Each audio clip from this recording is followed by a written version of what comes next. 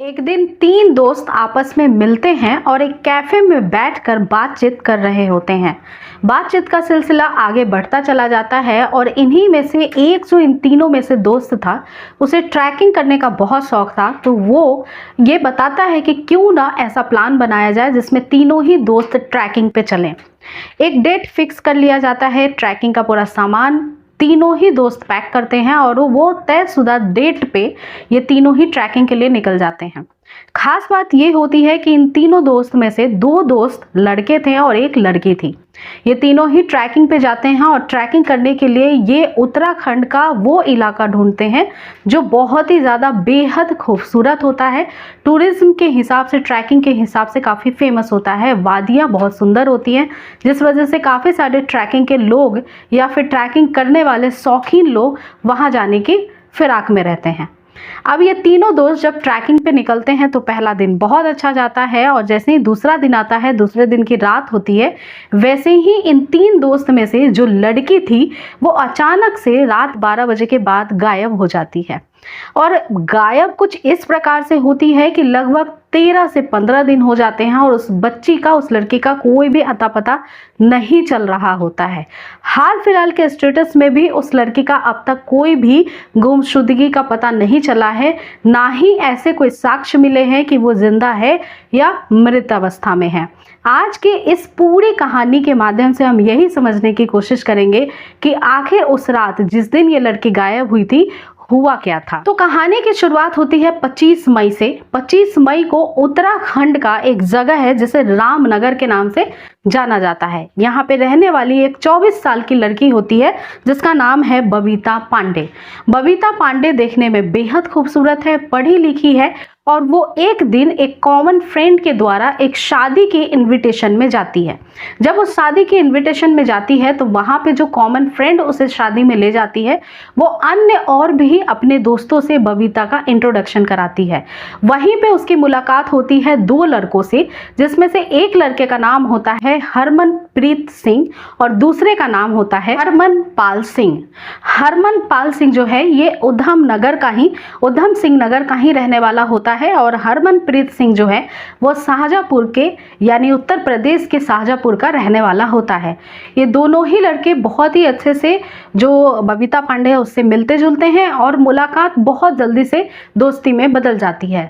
लेकिन बबीता के घर वालों को पता नहीं होता है कि उसकी दोस्ती की लिस्ट में अब कुछ लड़के भी शामिल हो चुके हैं। बबीता अचानक से 25 तारीख को अपनी माँ को बताती है कि वो ट्रैकिंग पे जाना चाहती है। ट्रैकिंग का उसे शौक था, इससे पहले भी वो 2-3 बार ट्रैकिंग पे जा चुकी थी। चूंकि वो उत्तराखंड की रहने वाली थी और उत्तराखंड में बहुत सारा ऐसा एरिया है जहाँ पे ट्रैकिंग के लिए लोग दूर दूर से आते हैं, देश प्रदेश से, और बबीता तो वहीं की रहने वाली थी। तो इस वजह से परिवार वालों को कोई भी परेशानी नहीं हुई उसे जाने देने के परमिशन देने के लिए।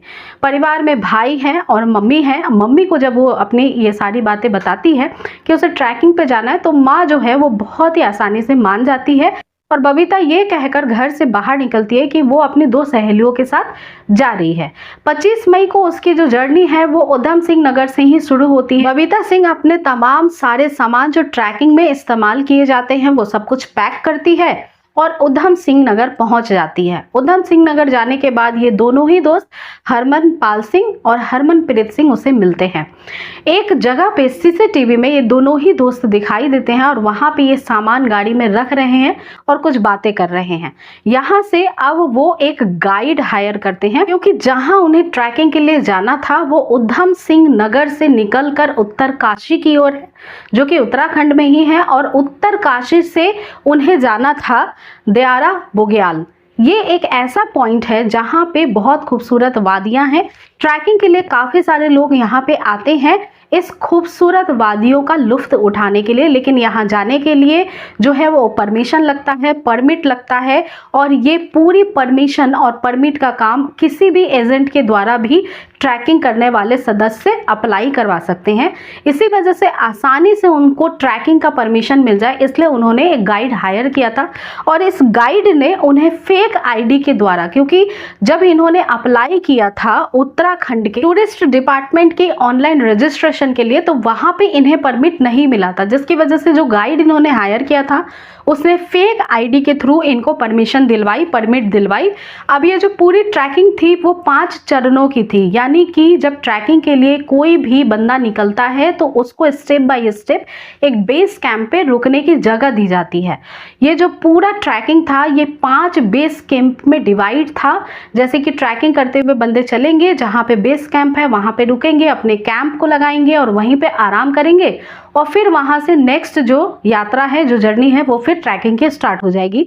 तो इसी वजह से ये उत्तरकाशी की ओर जाते हैं। सारे परमिशन को लेने के बाद उत्तरकाशी की ओर जाने के बाद ये पहुंच जाते हैं दयारा बुग्याल में। दयारा बुग्याल में जाकर के, क्योंकि ये पूरे दिन चल रहे थे तो शाम हो जाती है, वहाँ पे बेस कैंप होता है जहाँ पे ये टेंट के अंदर रहते हैं और यहीं पे ये तीनों दोस्त जो होते हैं वो आराम करने का सोचते हैं। अब जब बेस कैंप में जब तीनों दोस्त रुक जाते हैं और जो बबीता पांडे होती है वो भी आराम करने लगती है, तो रात का समय हो जाता है। रात के समय इन्होंने कुछ खाना पीना खाया, डिनर, और फिर रात के समय जो दूसरे अन्य दोस्त थे वो दोनों बैठ करके ड्रिंक करना शुरू कर देते हैं। जब वो दोनों ड्रिंक करने लगते हैं तब यहाँ पे बबीता पांडे को थोड़ा गुस्सा आता है। वो अपने दोस्तों से थोड़ा सा अनबन भी करती है कि वो क्यों ट्रैकिंग पे ड्रिंक कर रहे हैं और ये बिल्कुल गलत है, ऐसा नहीं करना चाहिए। फिर ये तीनों में थोड़ा बहस भी हो जाता है, थोड़ी खटपट हो जाती है। और जो बबीता है वो गाना सुनने की बहुत ज़्यादा शौकीन होती है। बेस कैंप में चूंकि नेटवर्क नहीं आ रहा था हर जगह, तो बबीता फिर इन तीनों में ही जब बहस हो जाती है तो वो बेस कैंप के बाहर निकल जाती है, चप्पल में ही, वही जो कपड़े वो आराम करने के लिए पहनी हुई थी उसी कपड़ों में। और ये समय जो होता है वो रात का होता है। बेस कैंप से बाहर निकलने के बाद वो गाना सुनने की कोशिश करने के लिए नेटवर्क सर्च करने लग जाती है। थोड़ी ही दूर पे एक पेड़ होता है जहाँ पे उसको नेटवर्क मिलता है और वहाँ पे जाकर के बैठ के वो गाना सुनना शुरू कर देती है। अब इस वक्त काफ़ी रात हो चुकी थी, 10 बजे अप्रॉक्सीमेटली हो चुका था या इसके आसपास हो चुका था। गाना वो लाउड स्पीकर के माध्यम से सुन रही थी मोबाइल में, जिसकी वजह से अब यहाँ पे जो दूसरे बेस कैंप थे वहाँ पे काफ़ी सारे कुछ लोग भी ठहरे हुए थे। इन्हीं में से एक जो कैंप था जिसके अंदर काफ़ी सारे स्टूडेंट एक स्कूल के आके रुके हुए थे।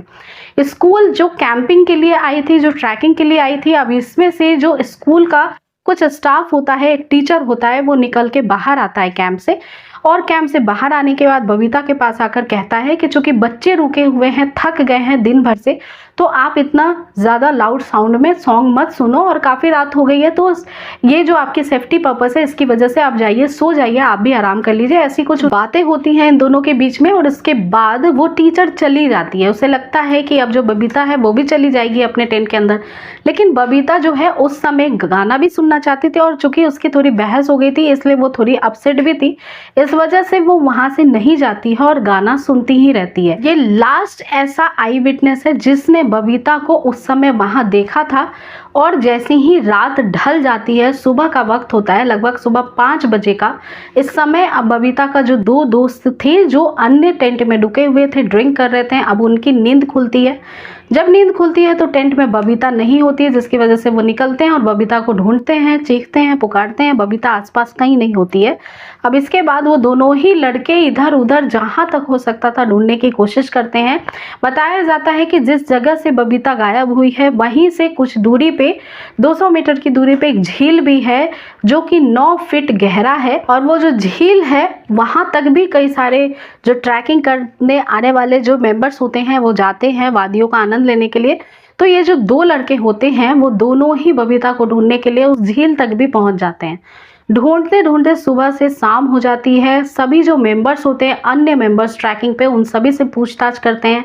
सभी से जब पूछा जाता है तब वो टीचर बताती है कि रात को 10 बजे के आसपास वो यहाँ इस पेड़ के पास बैठी हुई थी, लेकिन फिर उसका अता पता जब कहीं नहीं चलता है तो तमाम जो अन्य बेस कैंप के मेंबर्स होते हैं वो अब उन दोनों लड़कों को कहते हैं कि यहीं से 4 किलोमीटर आगे की दूरी पे पुलिस थाना है जहाँ पे आपको सूचना देनी चाहिए, क्योंकि काफ़ी टाइम हो चुका है, बबीता गायब हो चुकी है और एक तरीके से उसके मिलने का कोई नामो निशान नहीं है। कहाँ गई है ये भी पता नहीं चल रहा है, ना ही कुछ क्लू मिल रहा है जिसकी वजह से समझा जा सके कि आखिर उसके साथ कोई हादसा तो नहीं हो गया है। अब ये सब कुछ होने के बाद शाम के समय पे अब 4 किलोमीटर दूर जो पुलिस स्टेशन होता है वहां जाकर ये दोनों ही लड़के रिपोर्ट लिखवा देते हैं। पुलिस को पूरी बात इंफॉर्मेशन बताई जाती है, किस तरह से वो ट्रैकिंग पे आई थी, किस तरह से गायब हुई है, कितने बजे गायब हुई है, किस हालत में गायब हुई है, ये सारी चीजें वो लड़के उस पुलिस वाले को बताते हैं।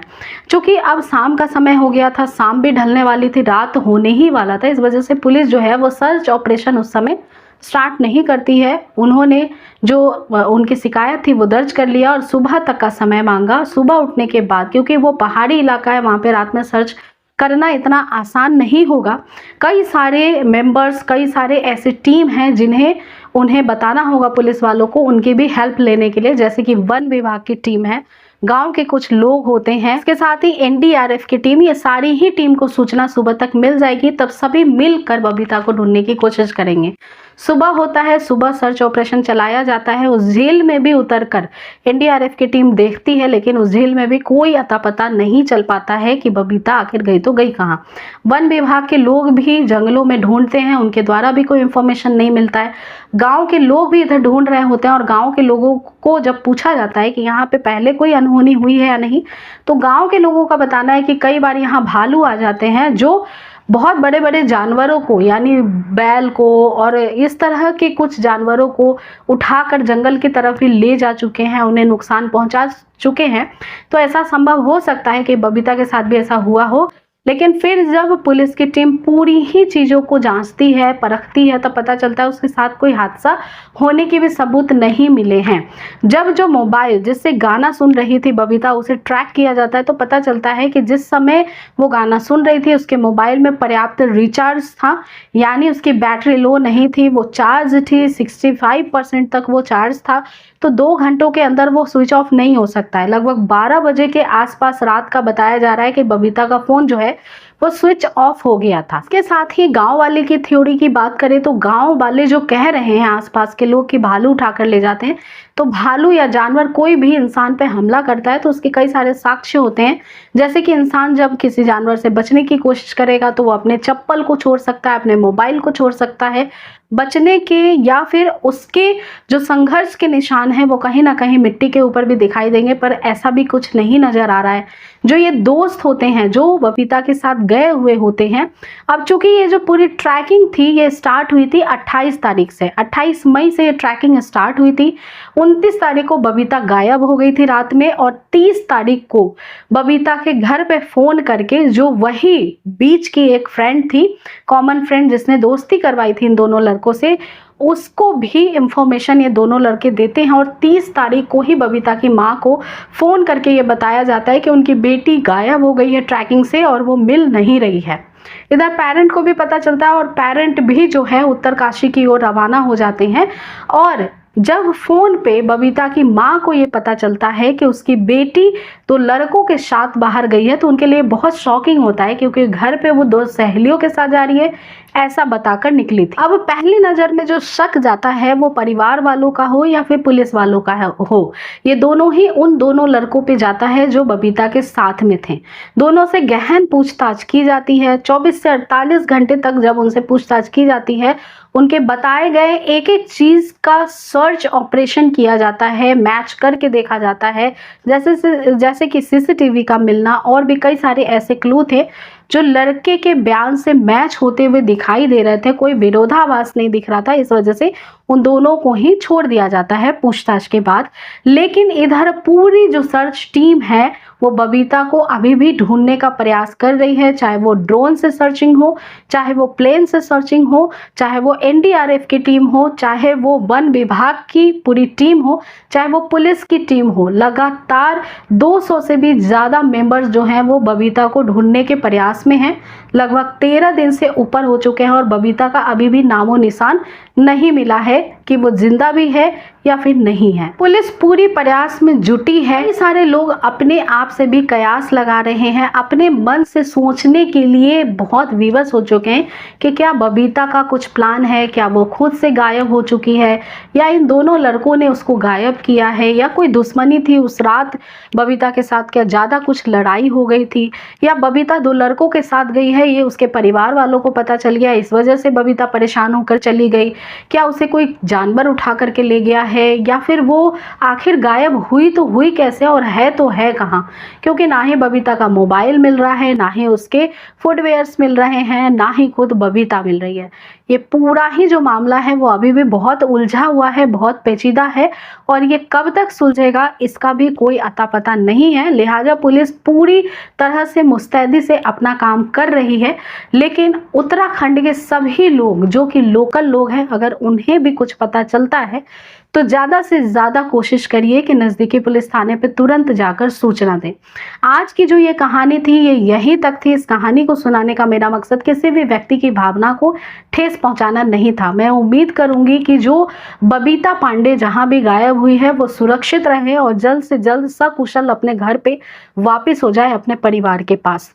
तो दोस्तों, अगर आप ऐसी ही क्राइम से रिलेटेड कहानी या रियल स्टोरी सुनने के शौकीन हैं तो आप चैनल को सब्सक्राइब कर सकते हैं। इस वीडियो को ज़्यादा से ज़्यादा शेयर और लाइक करना बिल्कुल भी मत भूलिएगा।